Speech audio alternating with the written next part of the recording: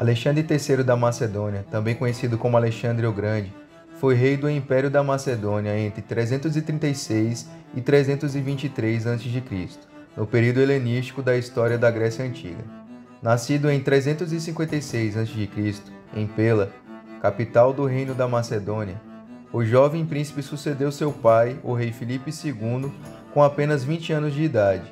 Ele passou a maior parte dos seus anos no poder em uma série de campanhas militares sem precedentes, e aos 30 anos já havia criado um dos maiores impérios do mundo antigo, que se estendia da Grécia para o Egito e ia até o noroeste da Índia.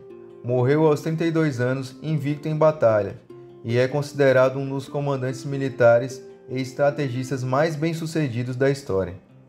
Mas como Alexandre chegou ao poder?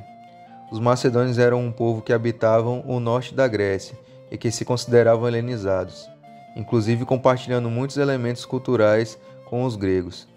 Em 338 a.C., durante a Batalha de Queroneia, Filipe II da Macedônia venceu uma liga grega liderada por Atenas e Tebas e marcou o início do domínio macedônio na região.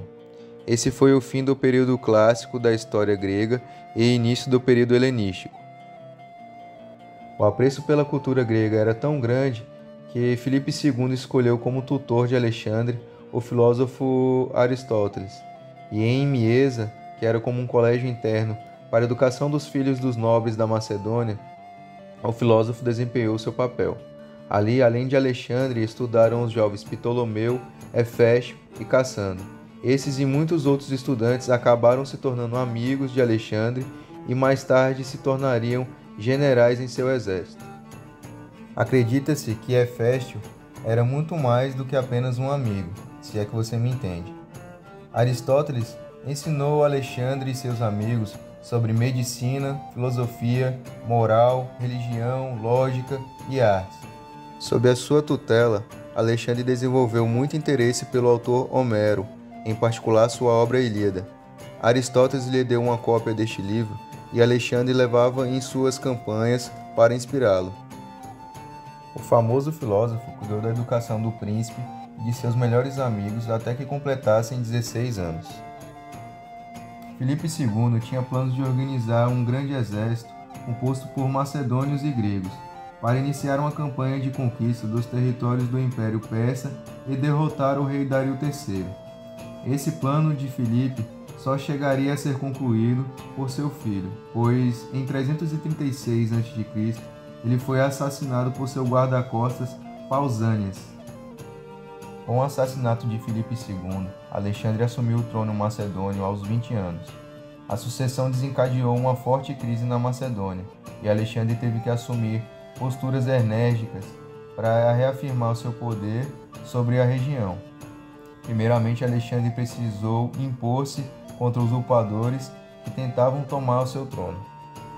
Após consolidar seu poder na Macedônia e na Grécia, Alexandre formou um grande exército composto por gregos, macedônios e outros povos conquistados, e iniciou uma campanha de conquista da Ásia, dominada pelos persas desde 334 a.C.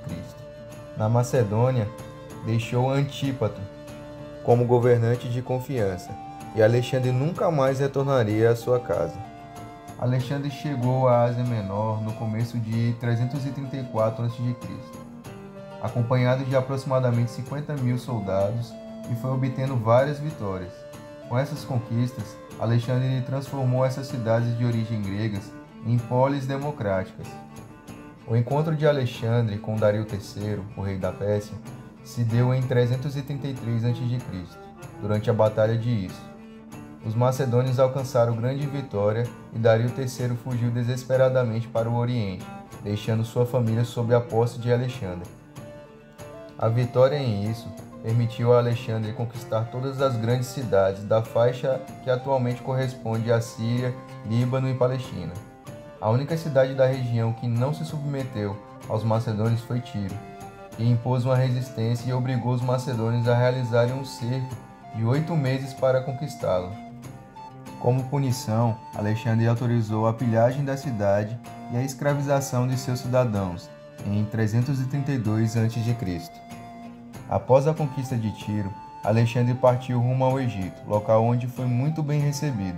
A estadia de Alexandre no Egito deixou como legado a fundação da cidade de Alexandria, em 331 a.C. A fundação dessa cidade tinha um papel militar estratégico para garantir o controle do mar Mediterrâneo e mar Egeu pela frota naval dos macedônios. Em 330 a.C., Alexandre marchou novamente na direção do vale do rio Tigre, ao encontro das forças de Dario III. O rei persa havia novamente organizado um grande exército que se encontrou com os macedônios na Batalha de Gaugamela, em 330 a.C. Os registros desse confronto contam da habilidade estratégica de Alexandre em superar as dificuldades no campo de batalha. Dario novamente foi derrotado. Com a vitória em Gaugamela, Alexandre conquistou as mais importantes cidades persas, e essas novas conquistas renderam ao rei macedônio grandes somas de riquezas, obtidas dos cofres reais dos persas, o que ajudou Alexandre a manter seu exército e continuar sua expansão territorial. Depois disso, Alexandre iniciou uma caçada para capturar Dario. Porém, um usurpador chamado Besso assassinou Dario III antes mesmo que Alexandre pudesse colocar suas mãos nele. A última fase das conquistas de Alexandre aconteceu na Índia. Alexandre tentou impor seu domínio sobre os reinos que existiam na região além do rio Indo e encontrou as batalhas mais difíceis da sua trajetória entre 326 e 325 a.C. Ele travou e venceu uma grande e sangrenta batalha contra Porô, rei dos Pauravas, e pôs fim à sua campanha após seus soldados informarem-no do desejo de não mais continuar com os avanços. Com isso, Alexandre retornou para a Babilônia, onde permaneceu entre 324 e 323 a.C.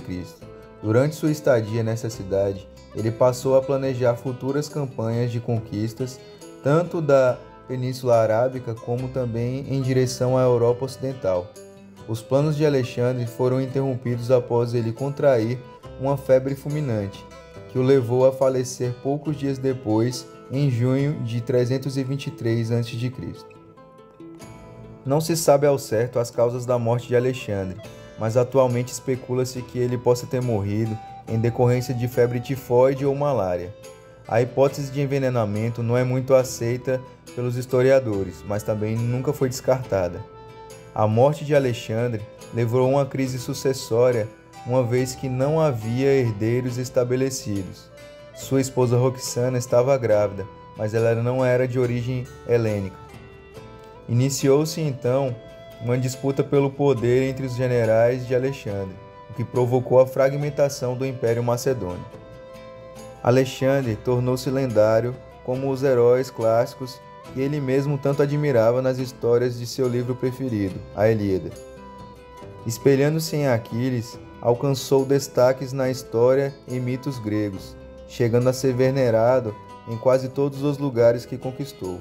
Suas conquistas, que iam muito além de militares, mas também culturais, foram invejadas e inspiraram diversos líderes militares. Academias militares em todo o mundo ainda ensinam suas táticas. É muitas vezes classificado entre as pessoas mais influentes do mundo em todos os tempos. É um dos responsáveis pela expansão da cultura helênica e soube respeitar as diferentes culturas, crenças e povos que reinou. Se você gostou da arte e quer saber um pouco mais da história desse e de outros personagens históricos, siga nossa página no Instagram e o canal no YouTube. Fique com Deus e até a próxima!